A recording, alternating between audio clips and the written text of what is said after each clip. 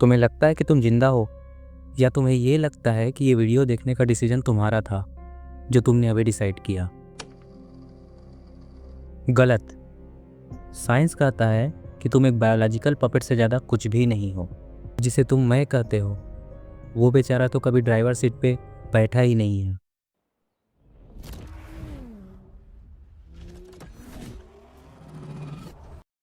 (1983) में जब एक न्यूरो साइंटिस्ट बेंजामिन लिबेट ने एक इंसानी दिमाग के अंदर झांका, तो उन्हें वहाँ कोई आत्मा या फ्री विल नहीं मिला। उन्हें मिला 7 सेकेंड का एक हॉरिफाइंग सच। मतलब तुम्हारे बोलने से पहले, यहाँ तक कि तुम्हारे सोचने से भी पहले, तुम्हारा ब्रेन ऑलरेडी डिसीजन ले चुका होता है। तुम बस एक ज़ॉम्बी हो जिसे लग रहा है कि वो अपने मर्जी का मालिक है। यकीन नहीं होता? तो चलो आज तुम्हारे फ्री विल का पोस्टमार्टम करते हैं।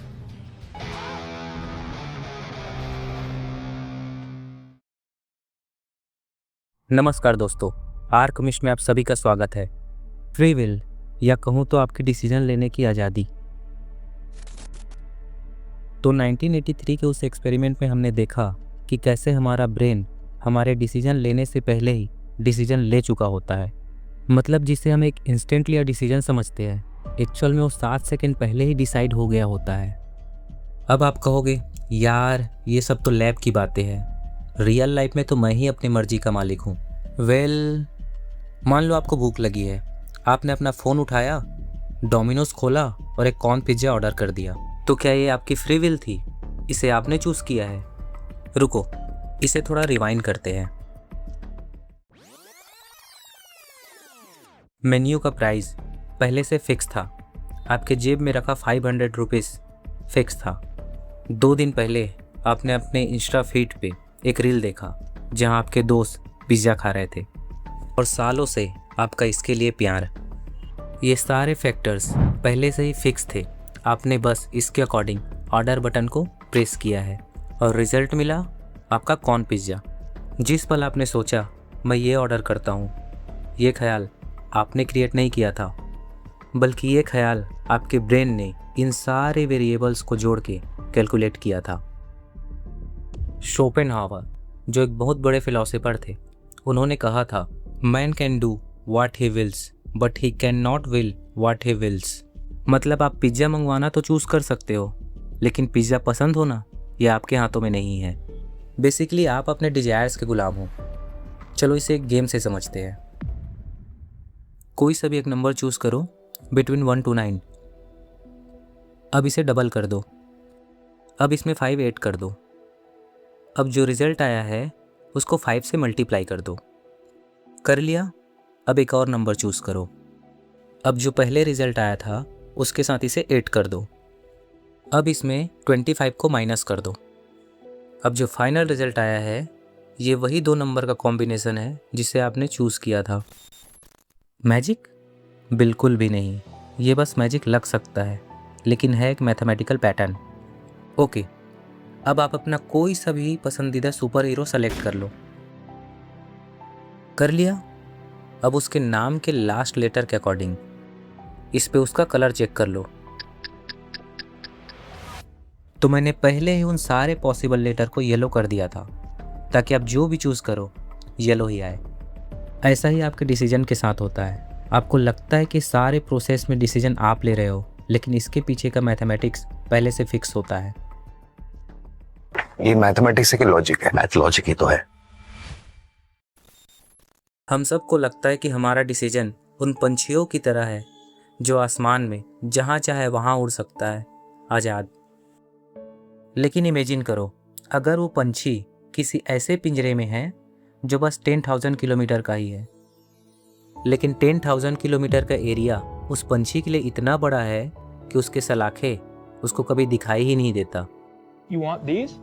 उसे लगता है कि वो फ्री है, लेकिन सच ये है कि उसके चारों तरफ एक बाउंड्री है, और हमारे डिसीजन के लिए वो बाउंड्री हमारे कंडीशन है। आप कहाँ पैदा हुए, आपके माँ बाप कौन हैं, अपब्रिंगिंग कैसी हुई, यहाँ तक कि आपका जेनेटिक्स कैसा है, ये आपके लिए वही सलाखे है जो आपको दिखाई तो नहीं देता, लेकिन आपके हर डिसीजन को कंट्रोल करता है। एक इंसान जो गरीबी में पैदा हुआ, और एक जो महल में पैदा हुआ, दोनों की सोच इनके कंडीशन से ही बनते हैं। तो बेसिकली हम उस पिंजरे में कैद हैं जिसको फिजिक्स, बायोलॉजी और हमारे सोसाइटी ने बनाया है।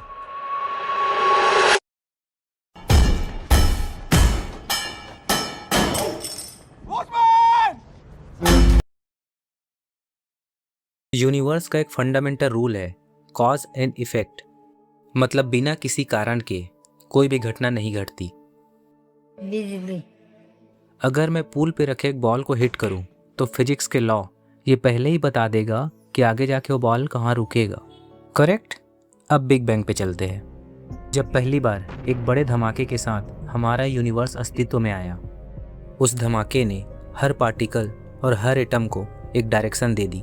तब से लेके आज तक 14 बिलियन सालों से हर चीज उसी धक्के का रिजल्ट है।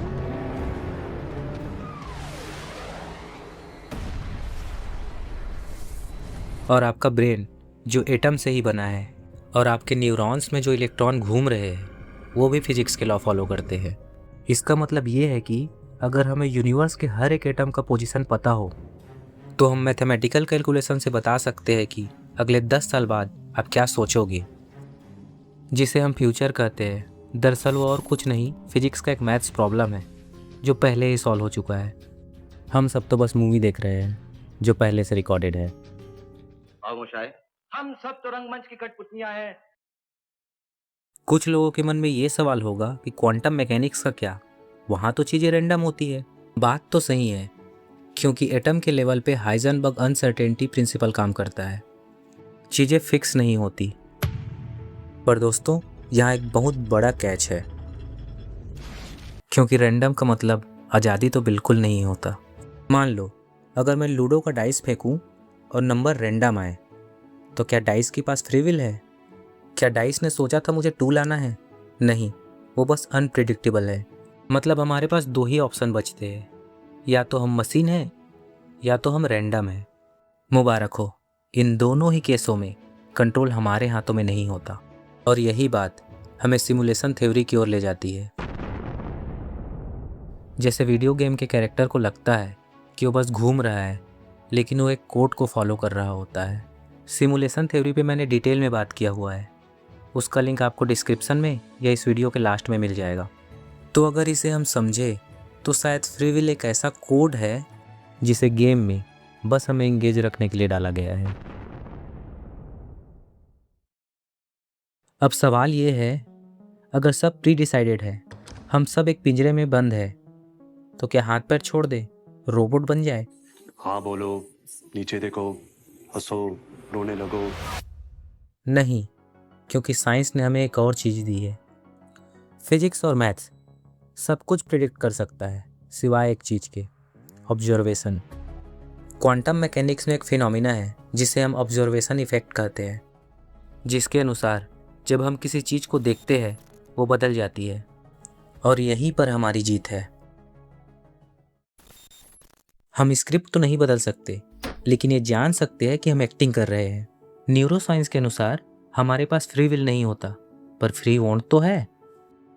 मतलब आपका ब्रेन गुस्सा पैदा तो करेगा, लेकिन उस पर रिएक्ट करना है कि नहीं, यहाँ आपके पास 2 माइक्रोसेकंड का एक छोटा सा विंडो जरूर होता है।